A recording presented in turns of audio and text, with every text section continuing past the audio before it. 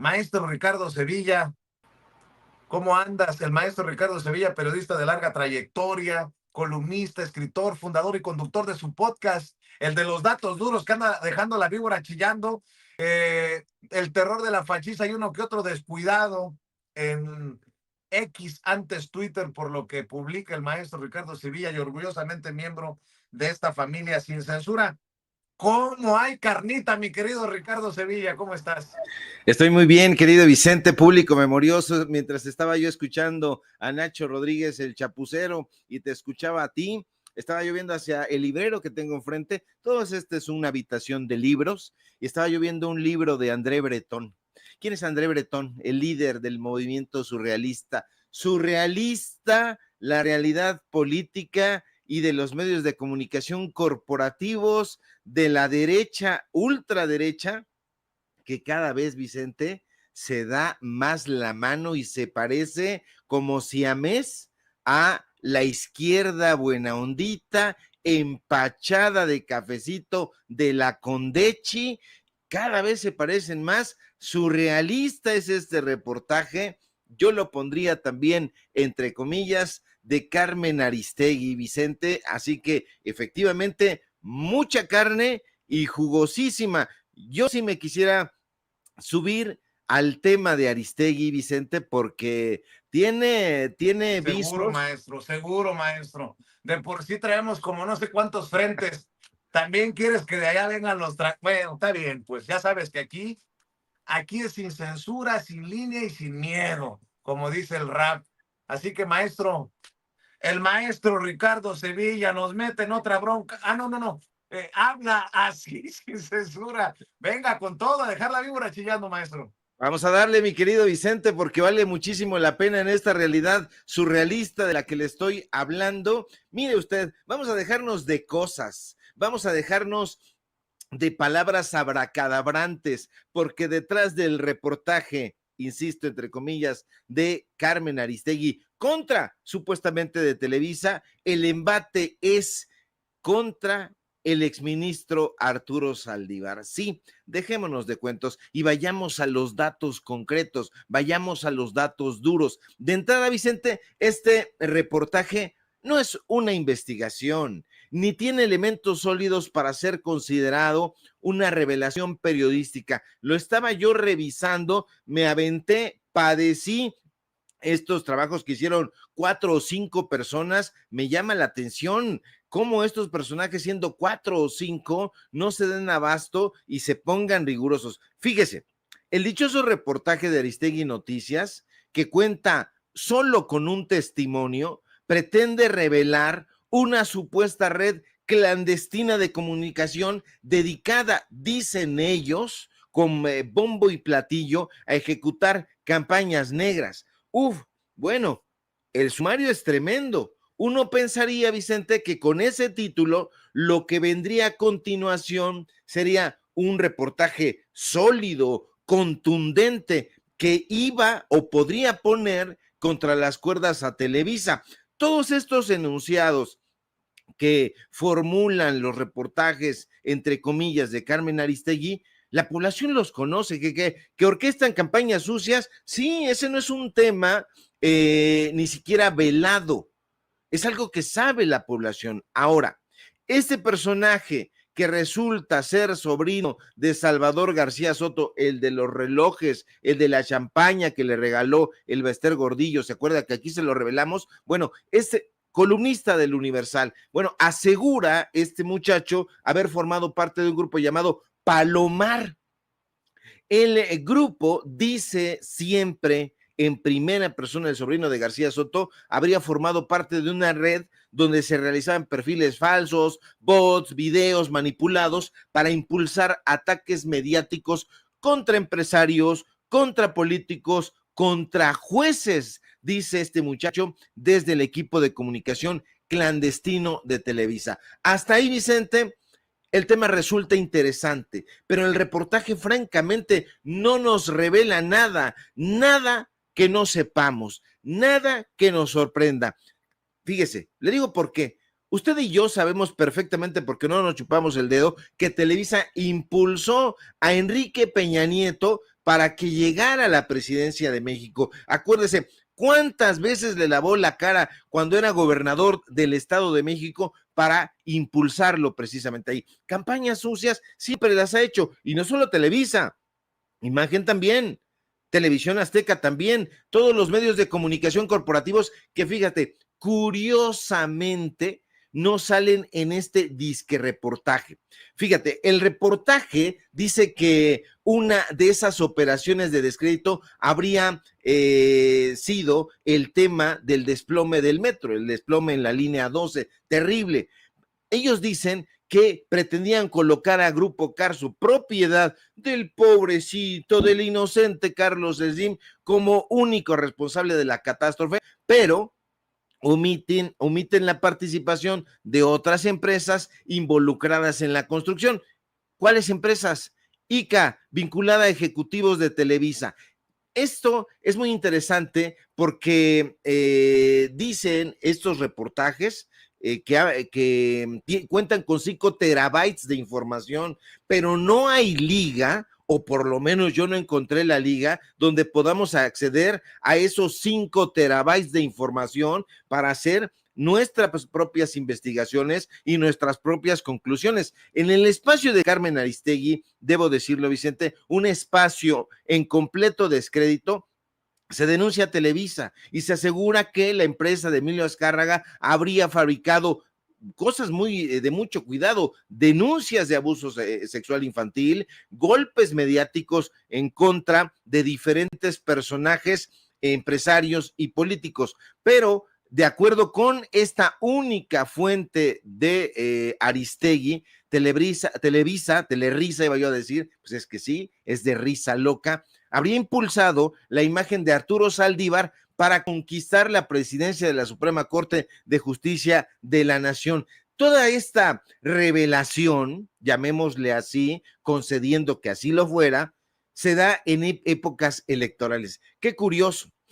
Carmen, lo que me llama mucho la atención es que no pierde la oportunidad de tirarse al piso, de patalear, de victimizarse, diciendo que Televisa también habría orquestado una campaña en contra de la pobre Carmen Aristegui. Fíjate, las reacciones contra el reportaje de Aristegui ya causaron revuelo. Ya respondió Salvador García Soto, ya respondió truán auténtico malandrín Javier Tejado Donde, columnista, por cierto, del Universal, y que, de acuerdo con unas personas que estaban escribiéndome ayer de la propia redacción del Universal, habría filtrado él mismo muchas cosas a Roberto Rock, que tiene una posición directiva en el periódico Universal desde hace muchísimo tiempo. Bueno, pues ellos descalifican, se están dando con todo, Vicente, porque estaba yo viendo hace un momento que Javier Tejado Donde sube una fotografía en su red social y dice, ya estoy aquí con Carmen Aristegui, toma una foto, pone Aristegui ahí al final y dice, pero no nos dio derecho, no nos dio oportunidad de entrarle al tema que está muy ocupada. Dice, mira, yo no pretendo defender a Televisa, por supuesto que Televisa es una empresa nefasta, sin duda, pero aquí, Vicente, es una guerra de un medio nefasto y corrupto contra otro medio en completo de descrédito, como es el medio que encabeza Carmen Aristegui. Así que la supuesta investigación especial de Carmen Aristegui no es más que, y ellos lo dicen, una filtración, es un ataque encubierto contra el ministro Arturo Saldívar, contra la reforma judicial, desde luego. A mí no me sorprende que la deshonesta Carmen Aristegui nuevamente pretenda llevar agua a su molino. Fíjate, Ricardo, que a mí lo que me llama la atención es el miedo que ahora escucho. Acabo de escuchar un audio de Salvador García Soto, pero que diga que no soy yo, yo no quiero. O sea, Salvador García Soto está, diríamos, en el barrio culeadísimo por perdón por el exabrupto, pero, perdón, está con gran temor. El gran columnista del Universal, el de las exclusivas, el de las fuentes, pues queda exhibido, pero gachísimo, ¿no? Además, porque en los medios de comunicación, pues no están los mejores, sino los amigos, los sobrinos, la amante, del fulano, del mengano, del perengano. Lo han admitido Javier Tejado Donde y lo ha admitido el propio Salvador García Soto, que él metió el hombro para que contrataran a su sobrino, y ahora se exhibe un audio que presuntamente le dio la mamá, o sea, la mamá del que denuncia, y se escucha a Salvador García Soto decir, oye, ya que dejen esto por la paz, que mejor entregue lo que tenga y que le van a dar una feria, básicamente. La credibilidad de muchos de estos cuasi dioses del periodismo también está trastocada, querido Ricardo. Sí, efectivamente, todo esto nosotros lo conocíamos. Afortunadamente, hoy las nuevas plataformas digitales, el periodismo que siempre se practicó desde el barrio, desde la izquierda, ha dado cuenta de quiénes son en realidad estos personajes. Salvador García Soto, un personaje que tenía su oficina, ya no sé si todavía la tenga, allá en Polanco. Él se reunía con los machuchones del empresariado y los machuchones de la política en uno de los restaurantes del Hotel Presidente Intercontinental, ahí en la zona exclusiva de Polanco. Ahí se reunía, ahí se le podía ver, conociendo, le presentaban a un empresario, le presentaban a un político y les vendía sus servicios de periodismo. ¿Quieres que le demos un embate a este empresario para que te den las licitaciones a ti, adjudicación directa? ¿Qué te parece? Me parece muy bien. Pues entonces, desde mi columna, Serpientes y Escaleras en el Universal, vamos a darle en la torre. Así es como se comportaba Salvador García Soto. Y se lo digo con conocimiento de causa porque lo investigamos en su momento y le dimos a conocer en este espacio sin censura cuáles fueron los regalitos que les mandó a su casa el Baester Gordillo, un personaje francamente nefasto, corrupto hasta el cuello, y esto que es efectivamente, como decía Nacho hace un momento, completamente mezquino. Mire que decir, yo de buena fe le metí el hombro, le eché la mano, recomendé a mi sobrino, pero está bien pinche loco, tiene problemas psiquiátricos, por donde sea que se le vea, está muy mal. ¿Por qué? Suponiendo que tuviera problemas este personaje que está usted viendo en su pantalla, problemas psiquiátricos, ¿por qué lo exhibe de esa manera?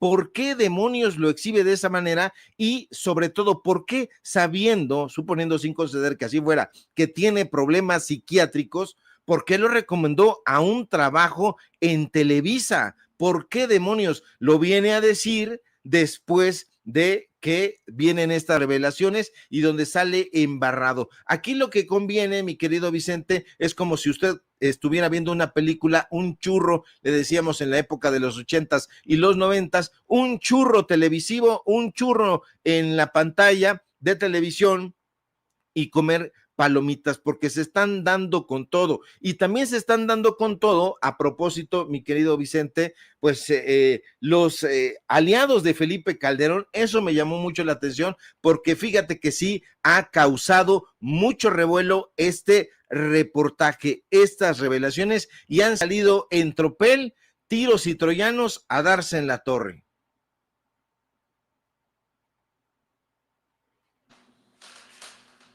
¿Calderonistas contra calderonistas, Ricardo?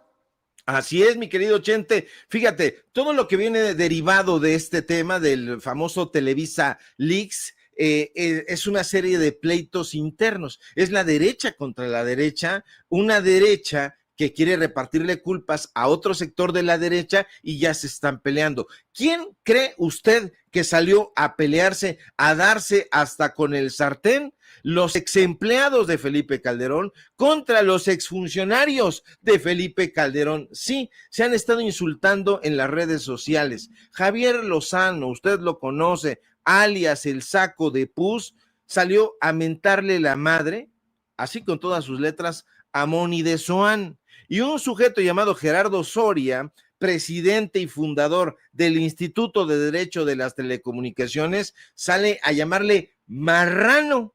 Sí, así le puso, ahora sí que sin albur, pero le puso el marrano a Moni de Swan y le respondió que el tipo debe andar en el ácido. Así le dijo, ha de andar en el ácido. Y fíjate, la verdad de todo esto, Vicente, es que la imagen de la derecha mexicana está seriamente dañada por este espectáculo público y dantesco. Usted ya sabe, no le voy a contar quién es el Saco de Pus. Fue secretario de Trabajo de Calderón y hoy forma parte del circo de Alasraqui, un círculo también pesadillesco. Ahora bien, ¿quiénes son los otros dos que se están dando hasta con el sartén? Le cuento. Gerardo Soria, este personaje que además de ser el presidente y fundador del Instituto de Derecho de las Telecomunicaciones, es un calderonista de hueso colorado. Hoy sabemos, dice Moni de Soal, que le gusta el ácido, que le gusta la borrachera,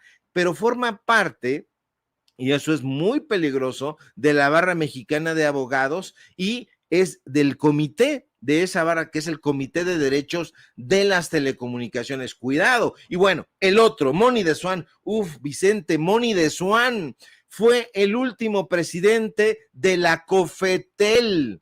Ojo con eso porque de Swan es un personaje totalmente funesto que no debemos perderlo de vista porque él fue el coordinador de asesores y jefe de la unidad de cambio estructural en la Secretaría de Comunicaciones y Transportes. Tenía sus oficinas ahí en Xola, donde ahorita todavía están en ruina los edificios, pero bueno, en su paso por la Secretaría de Comunicaciones se involucró con los temas relativos a las telecomunicaciones y a la radiodifusión. Es decir, no hay nada curioso aquí. Moni de Swan fue, además de todo, yo ahí lo llegué a ver, no aparecía mucho tiempo, pero sí cobraba ya. Era jefe de la unidad de vinculación y coordinador de asesores del nefasto Juan Molinar Orcasitas en épocas de la tragedia del ABC.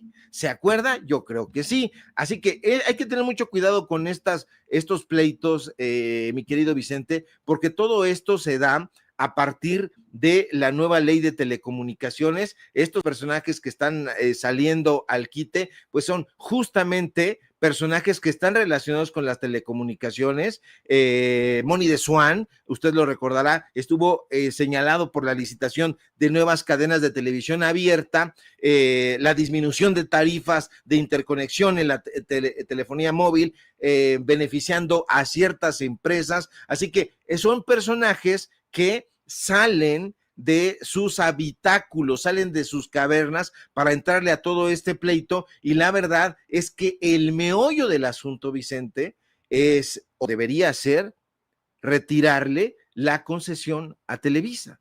Porque si Televisa está en ese asunto, como presumen estos personajes, habría que revisar, y también habría que revisar los contenidos de Carmen Aristegui, porque definitivamente ese periodismo ficción ya lo hemos visto en el caso de su colaboradora Anabel Hernández, y deberían de mudarse a la literatura de imaginación, pero dejar en paz, por favor, el periodismo, porque el periodismo lo que requiere son certezas y datos duros.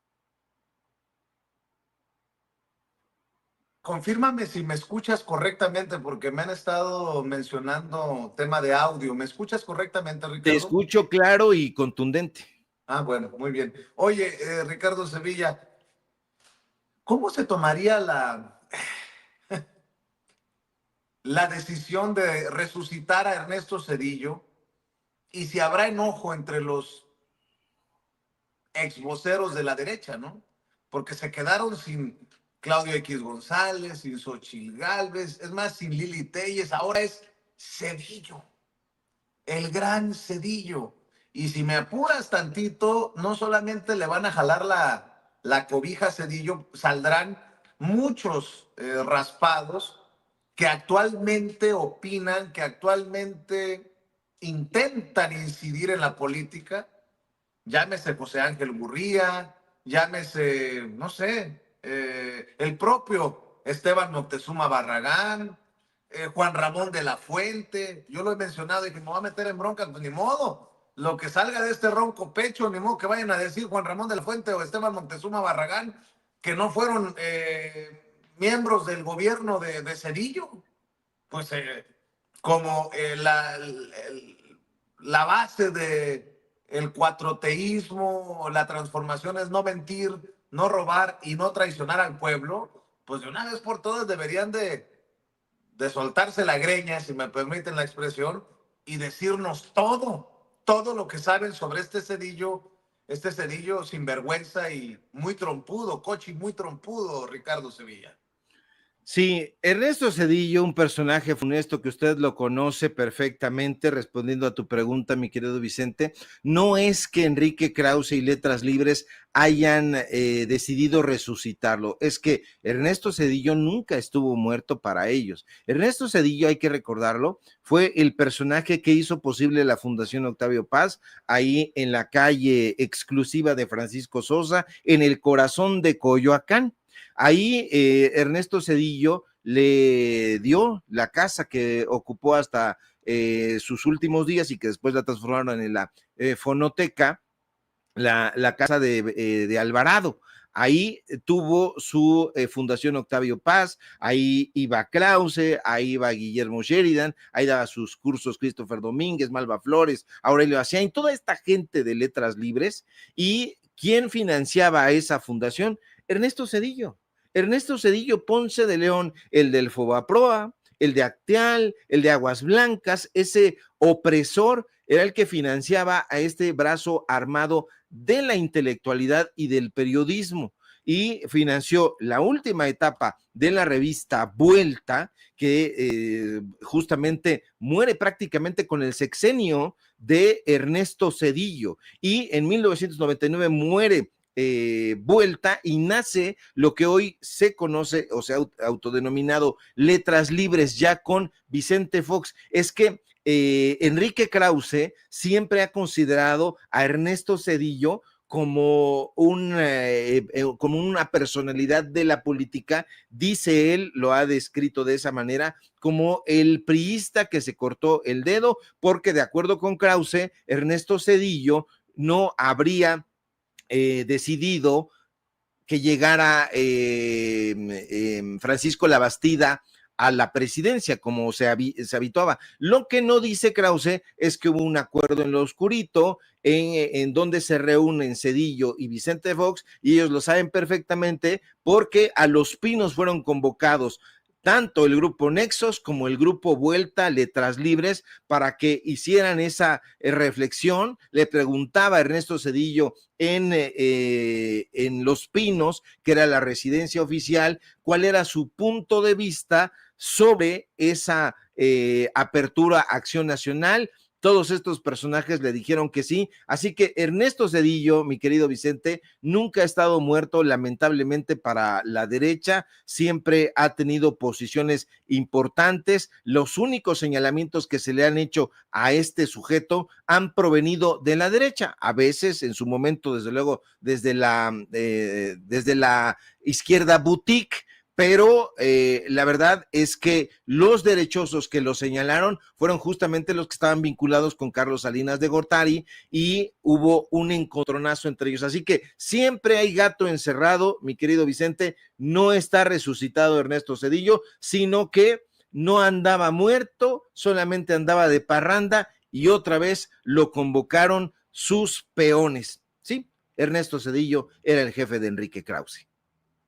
Y también tendrá que responder en algún momento a los señalamientos de Humberto Hernández Haddad, hoy cónsul general de México en Austin, Texas, quien fuera subsecretario de Turismo en el sexenio pasado de Andrés Manuel López Obrador.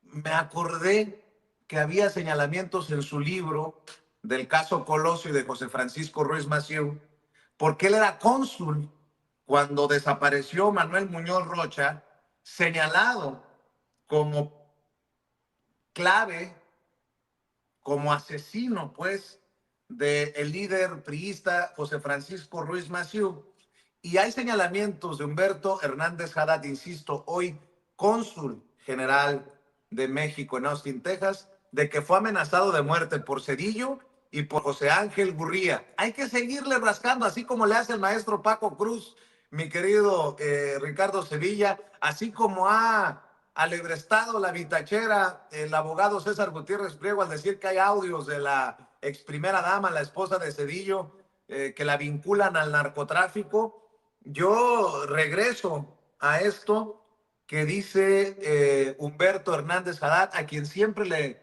agradeceré su confianza para aquellas entrevistas exclusivas que me concedió hace muchos años. Me tocó la última vez saludarlo hace un par o 3 años, no sé, precisamente en la Secretaría de Turismo, mientras visitaba al secretario de Turismo, Miguel Torruco Márquez, y dice Humberto Hernández Haddad, que fue en ese entonces cónsul general de México en San Antonio, Texas, que Muñoz Rocha estuvo en Estados Unidos, que fue detectado en San Antonio, que logró un acuerdo secreto con el expresidente Ernesto Zedillo para regresar al país a finales del 94, que fue entregado por agentes del FBI a policías mexicanos en cierto punto fronterizo y que desde entonces jamás se volvió a saber algo de él.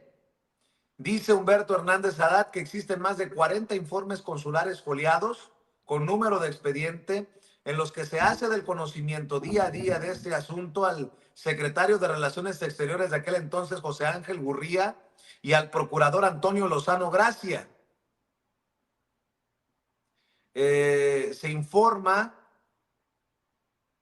que Manuel Muñoz Rocha acompañaba a Enrique Fuentes León cuando fue arrestado en San Antonio en el 94, que Lozano Gracia nunca dio respuesta y que la de José Ángel Gurría consistió en amenazas de muerte contra precisamente Humberto Hernández Haddad, que le dijo: somos diplomáticos, no policías, y lo mismo te puedes morir en México que en Estados Unidos. Usó ese lenguaje propio de un delincuente y después recibió un documento que decía: por término de comisión diplomática, causa baja como cónsul general.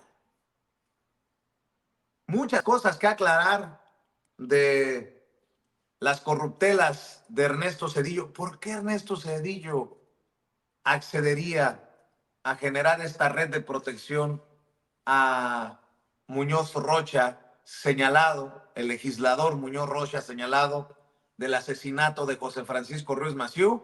Vaya usted a saber. Un Zedillo sobre el que pesa también la nube del asesinato de Luis Donaldo Colosio Murrieta, candidato del PRI a la presidencia de la República. Ricardo Sevilla, ¿con qué cierras?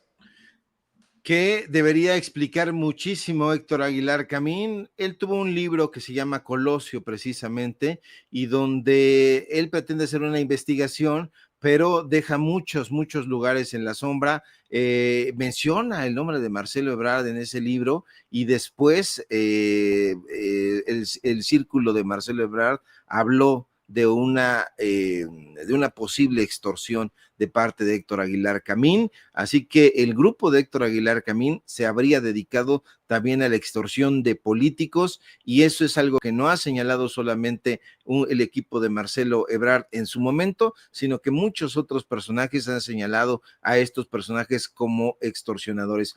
Dicen que este asunto de el Televisa Leaks podría ser un asunto de extorsión. Vaya usted a saber. Lo cierto es que solamente sabrán cuáles son las verdaderas motivaciones, tanto el medio de Carmen Aristegui como los mencionados. Lo cierto es que se están dando ahorita con todo. Hay mucho en el tintero que se va a quedar. Yo estoy también esperando con mucha atención estas revelaciones que prometió hacer el candidato a ministro César Gutiérrez Priego, que revelarían estos nexos con el crimen organizado de parte de la familia de Ernesto Zedillo. Si no me equivoco, el audio sería de Nilda Patricia Zedillo. Bueno, Cedillo, así le decían, Nilda Patricia, la ex esposa, Velasco.